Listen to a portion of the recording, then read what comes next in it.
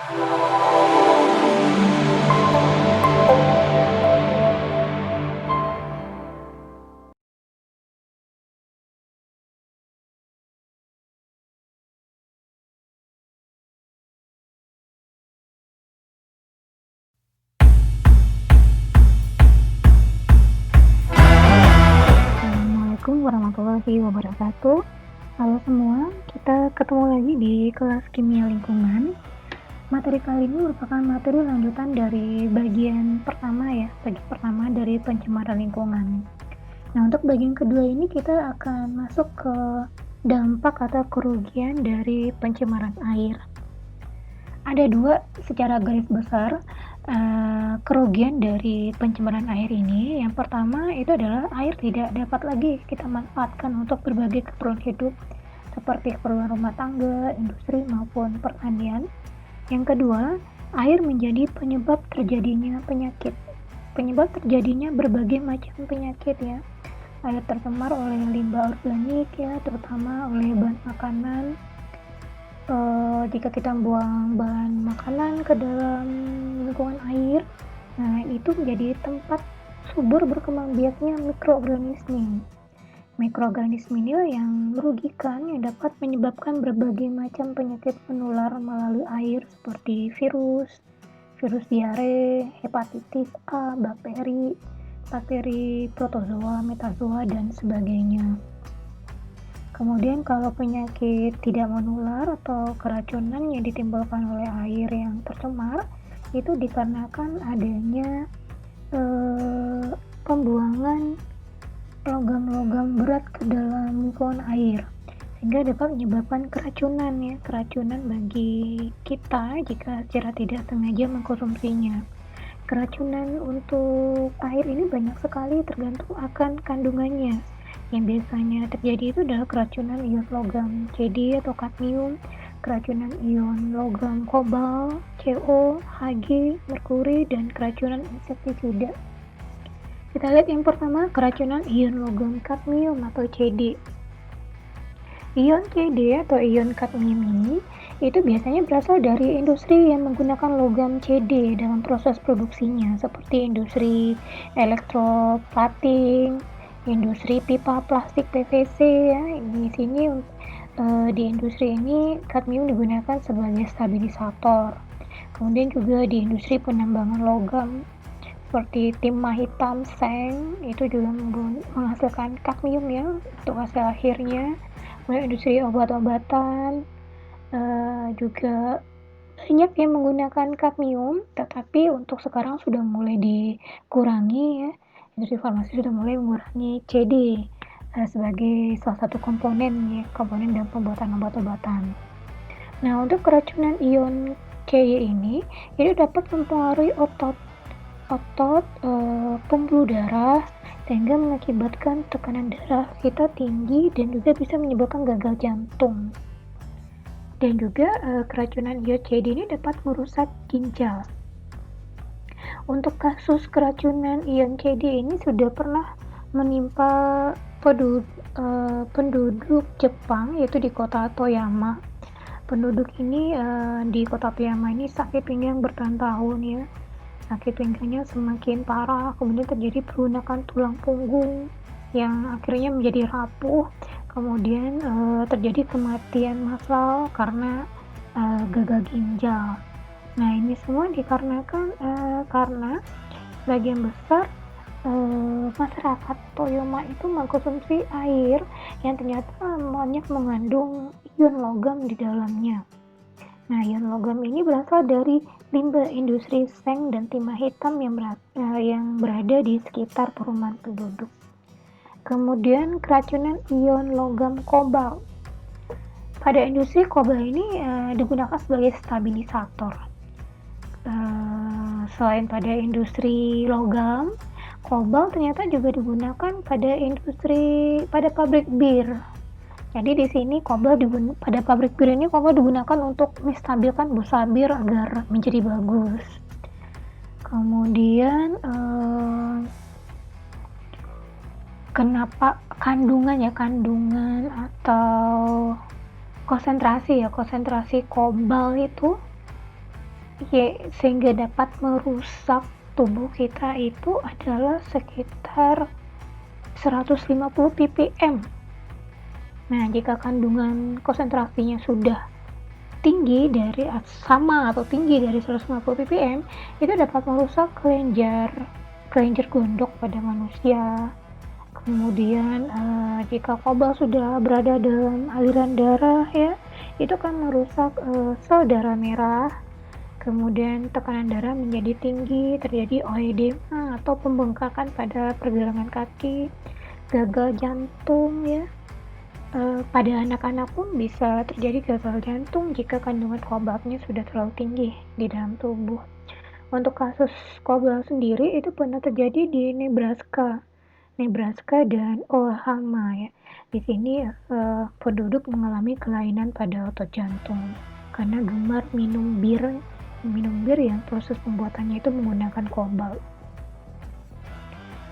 Di negara Kanada pun juga ada kasus seperti ini ya, karena keracunan kobalt itu bisa menyebabkan sebagian penduduknya di kota itu menderita gagal jantung yang awalnya itu di gejalanya itu adalah sesak nafas, batuk-batuk, sakit sekitar jantung dan lambung, kondisinya lemah ya, sehingga terjadi beberapa kematian pada kasus di Kanada tersebut. Kemudian keracunan ion logam Hg atau merkuri ya. Untuk industri yang menggunakan Hg atau merkuri ini itu misalnya pada pabrik plastik, kemudian pabrik sabun, kosmetik, pada pabrik amalgam pada penambah gigi ya, dan fungisida. Nah ini penggunaan Hg ini bisa menyebabkan keracunan pada kita ya, pada manusia, yang diawali dengan gejala sakit kepala, sukar menelan, penglihatan kita menjadi kabut, daya dengar menurun, bagian kaki itu kebas ya atau terasa tebal, diare, kondisi tubuh akhirnya menurun dan bisa menyebabkan kematian. Dan jika yang terkena racunnya itu adalah ibu hamil ya, itu nanti akan melahirkan bayi yang cacat. Nah untuk kasus ini itu pernah terjadi di Minamata ya, penduduknya banyak yang menjadi cacat, meninggal, dan bayinya banyak yang lahir cacat. Nah ini penyebabnya karena masyarakat di sekitar itu mengkonsumsi ikan laut yang ternyata mengandung Hg yang konsentrasinya itu di atas 100 ppm. Nah Hg di laut ini itu ternyata dicemari oleh pabrik plastik yang berada di sekitar itu. Kemudian keracunan insektisida. Keracunan insektisida ini gejalanya seperti kepala pusing, mual, tremor ya. Kemudian dapat menyebabkan kerusakan organ seperti hati dan ginjal. Dan jika terpapar insektisida terlalu sering ya, itu artinya racunnya akan terakumulasi sedikit demi sedikit ya, sehingga akan menyebabkan penyakit yang tertunda adalah delay effect yang ujung-ujungnya nanti akan membentuk kanker kulit, paru-paru, dan hati. Karena insektisida ini juga bersifat kokarsinogenik, maksudnya itu menyebabkan pertumbuhan kanker. Nah kemudian kita lihat pencemaran tanah atau daratan. Tanah atau daratan ini itu dapat mengalami pencemaran jika ada bahan asing, baik yang bersifat organik maupun anorganik yang berada di permukaan tanah. Bahan asing ini yang menyebabkan tanah menjadi rusak. Jika tanahnya rusak, berarti tanah tidak dapat lagi memberikan daya dukung untuk kehidupan kita ya, baik untuk pertanian, peternakan, kehutanan maupun untuk pemukiman. Kita lihat pertama dulu komposisi tanah. Komposisi tanah ini terdiri dari udara itu sebanyak 25%, air 25%, bahan organik 5%, dan bahan mineral itu 45%. Bahan organik dalam tanah itu seperti karbohidrat, protein, dan lemak. Nah, ini merupakan persediaan makanan bagi mikroorganisme dan tumbuhan. Senyawa organik yang kompleks itu tak dapat secara langsung dimanfaatkan tumbuhan ya. Senyawa ini dipecahkan dulu oleh organisme dalam tanah seperti serangga, cacing tanah ya, atau alga. Jadi senyawa ini dipecahkan dulu oleh organisme ini untuk menjadi bentuk yang lebih sederhana lagi. Kemudian bahan organik, komposisi tanah itu adalah bahan organik dalam tanah, sudah ya, bahan organik. Kemudian kita lihat penyebab pencemaran tanah. Penyebab pencemaran tanah itu terdiri dari faktor internal dan faktor eksternal. Faktor internal itu adalah faktor yang terjadi secara alami, seperti peristiwa alam. Itu contohnya adalah letusan gunung berapi yang memuntahkan debu, pasir, batu, dan bahan vulkanik lain yang akan menutup dan merusak daratan atau permukaan tanah. Dan yang kedua itu adalah faktor eksternal. Ini adalah faktor yang disebabkan oleh ulah atau oleh aktivitas manusia. Limbah yang dihasilkan oleh berbagai aktivitas manusia ini disebut dengan anthropogenic pollutant. Komponen pencemar tanah. Komponen pencemar tanah ini meliputi kertas sebanyak 4%, limbah bahan makanan 21%, gelas 12%, besi 10%, plastik 5%, kayu 5%, karet hingga tekstil 2%, aluminium dan logam lainnya itu sebanyak 1%. Sedangkan perbandingan bahan organik dan anorganik itu adalah 70% banding 30%.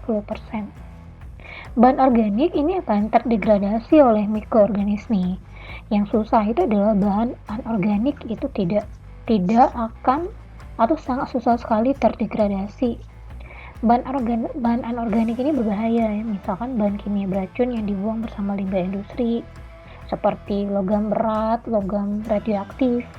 Bila air membawa limbah ini mengalir ke sungai, danau atau sawah ya, nanti air membawa limbah ini ke sungai, ke danau, ke sawah ya, sehingga nanti air tanah akan teraliri oleh limbah ini, sehingga air akan terkontaminasi oleh bahan-bahan kimia.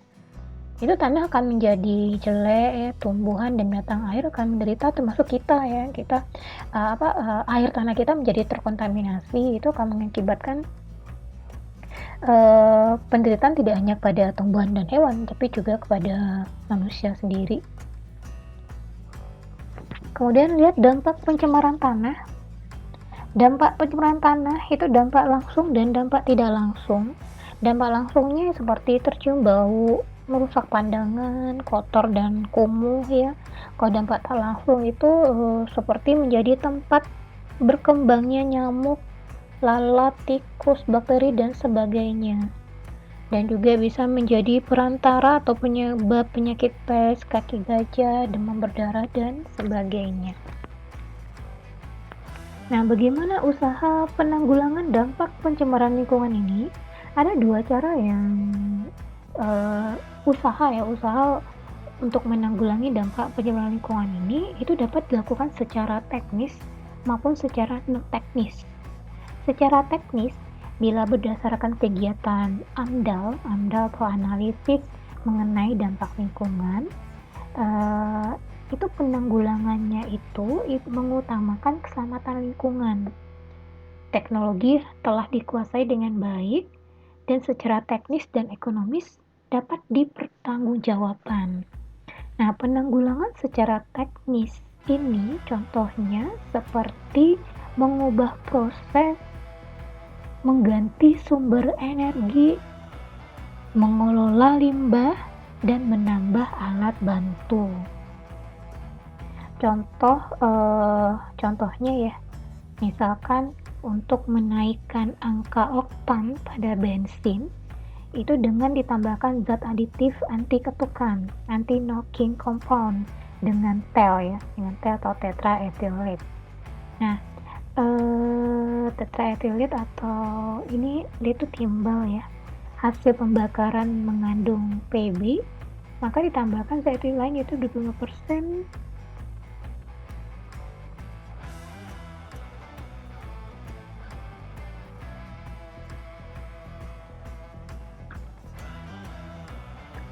Ulang-ulang ya.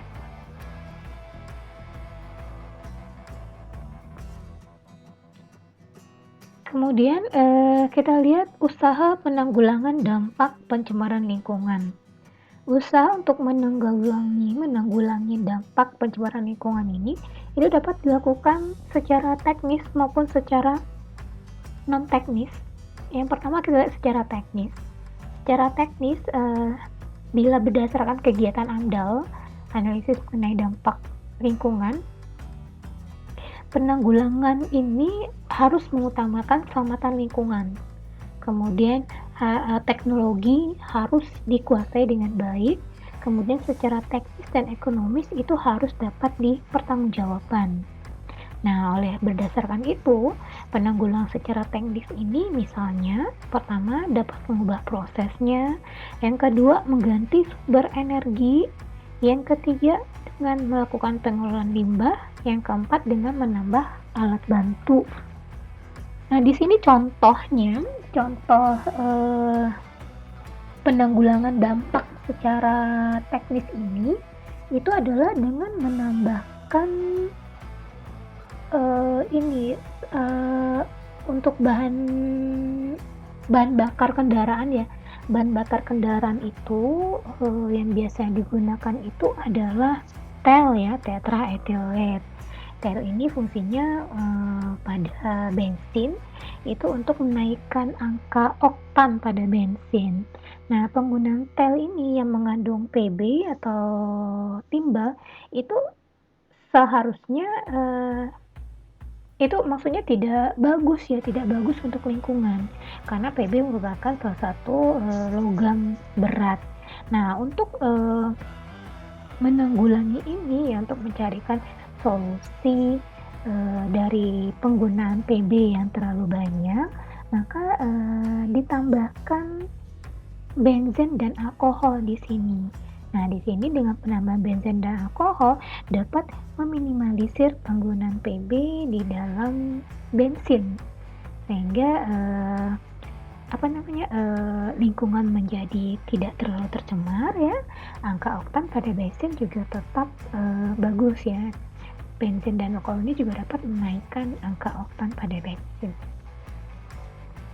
Kemudian secara non teknis itu dengan menciptakan peraturan perundangan yang dapat merencanakan, mengatur, dan mengawasi segala macam bentuk kegiatan industri dan teknologi.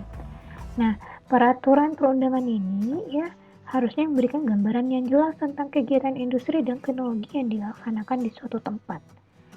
Yang meliputi harus ada penyajian informasi lingkungan atau PIL, kemudian harus ada analisis mengenai dampak lingkungan, kemudian adanya perencanaan kawasan kegiatan industri dan teknologi, kemudian adanya pengaturan dan pengawasan kegiatan, dan melakukan penanaman perilaku disiplin. Nah, baiklah, sampai di sini dulu materi pencemaran lingkungan bagian yang kedua. Ini bukan bagian terakhir. Kita akan ketemu lagi insyaallah di materi berikutnya. Assalamualaikum warahmatullahi wabarakatuh.